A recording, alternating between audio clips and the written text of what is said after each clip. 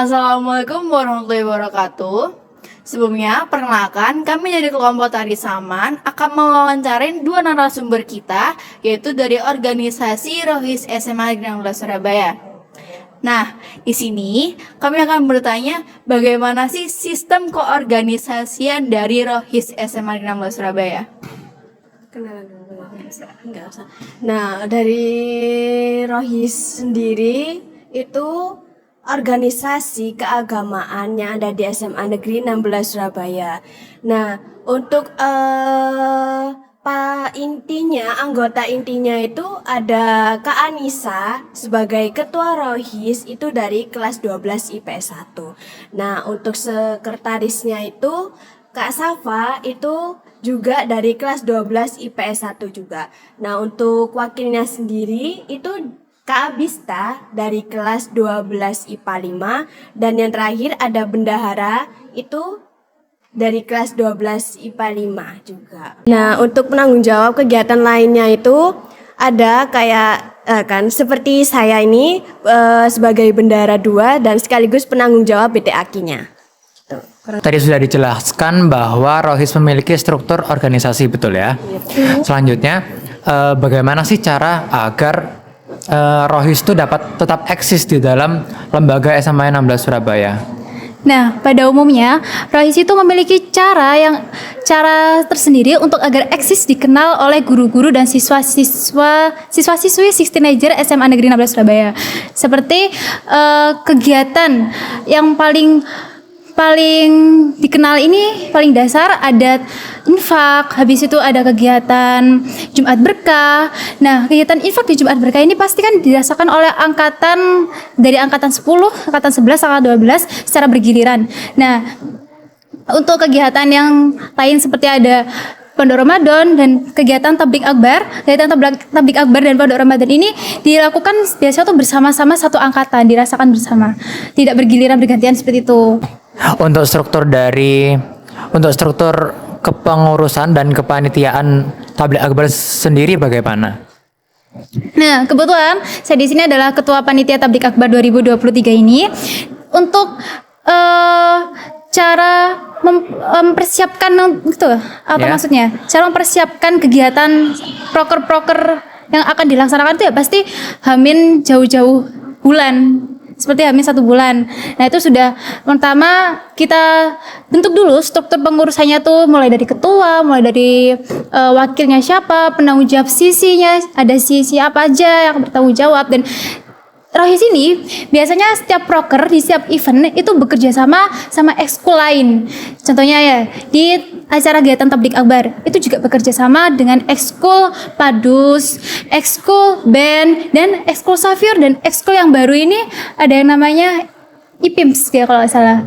Kalau boleh tahu, kepengurusan atau kepanitiaan dari Tablik Akbar tuh apa aja? Misalkan ada pertama si acara atau si perkap itu, kalau boleh tahu apa aja dan tugasnya dalam Tablik Akbar tuh apa?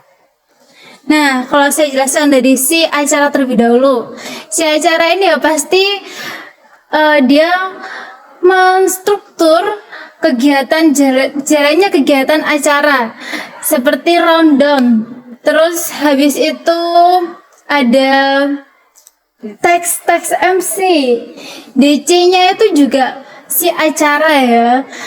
Setelah itu dia juga timekeeper menyusun.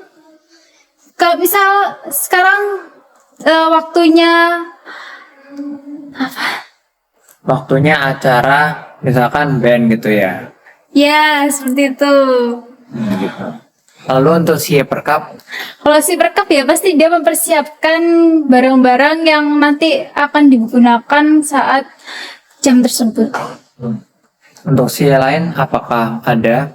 Ada si konsum. Si konsum ini bukan hanya konsum harian, tapi juga pasti mengontrol konsum untuk H- dan H+. Karena baik peserta maupun guru. Gitu. Terus ada si kreatif. Jadi untuk tahun ini si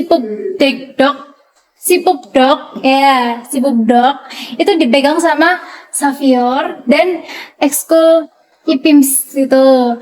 Untuk kreatif ini dia membuat desain banner yang ada di Videotron itu, terus membuat desain untuk live report. Itu sudah. Oke nih ya, tadi kan kamu sudah menjelaskan bagaimana sistem keorganisasian di Rohis SMA Negeri 16 Surabaya ini dan bagaimana Rohis ini bisa tetap eksis di lembaga SMA Negeri 16 Surabaya ini. Nah sekarang aku mau tanya nih ya, bagaimana sih hubungan sosial antara Rohis SMA Negeri 16 Surabaya ini dengan organisasi lain SMA Negeri 16 Surabaya? Nah, seperti yang sudah saya jelaskan sebelumnya, bahwa setiap proker, setiap event dari Rohis sendiri, itu kita nggak bekerja sendiri, tetapi kita juga merangkul ekskul-ekskul lain untuk bekerjasama, untuk memeriahkan acara proker event tersebut. Apalagi kalau misalnya proker tersebut itu mencakup mengajak siswa-siswi teenager semua, baik dari angkatan kelas 10, angkatan kelas 11, angkatan 12, pasti kita juga merangkul ekskul lain seperti yang tadi saya sebutkan. Salah satu contohnya waktu kegiatan Tablik Akbar, itu ada ekskul Savior, ada ekskul band, ekskul Banjari, terus kalau tahun lalu juga kita juga merangkul ekskul Padus. Nah, seperti itu. Oh, berarti hubungan sosial Rohis dengan lembaga lain selain Rohis itu sangat baik ya? Iya. Setiap event proker kita selalu mengajak mereka bekerja sama. Bukan hanya di Tablik Akbar saja ya. Tapi juga waktu Pondok Ramadan itu juga kita merangkul ekskul lain juga. Dan juga nih ya, kan Rohis ini kan organisasi yang bergerak di bidang dakwah kan. Nah, gimana sih caranya Rohis ini bisa menyampaikan ajaran Islam dengan cara yang menyenangkan agar bisa diterima oleh masyarakat 16 ini nih ya? Nah, untuk bagaimana cara agar dakwah kita itu diterima oleh anak-anak teenagers, tentunya kita juga perlu menyelesaikan ya teknik yang baik yang selalu update, mengikuti zamannya gitu. Paham tidak? Paham. Jadi lanjut ke pertanyaan selanjutnya. Jadi apa sih fungsi dan tujuan Rohis di SMA 16 Surabaya?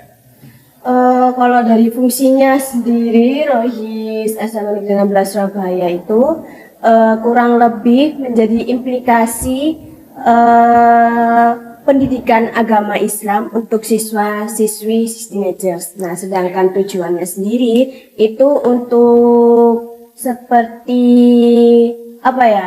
mengarahkan siswa-siswinya ini agar tidak goyah, karena kan di zaman sekarang itu siswa-siswanya itu kan pasti banyak yang goyah gitu untuk pendiriannya. Nah, Rohis SMA Negeri 16 Surabaya ini mengarahkan agar tidak melenceng ke hal-hal negatif. Nah, Rohis ini mengarahkan siswa-siswanya untuk melakukan hal kebaikan, lebih seperti itu. Oke, terima kasih atas jawabannya. Jadi seperti itu tadi ya fungsi dan tujuan Rohis di SMA 16. Nah, bagaimana sih kontribusi Rohis terhadap masyarakat sistem dan luar sistem?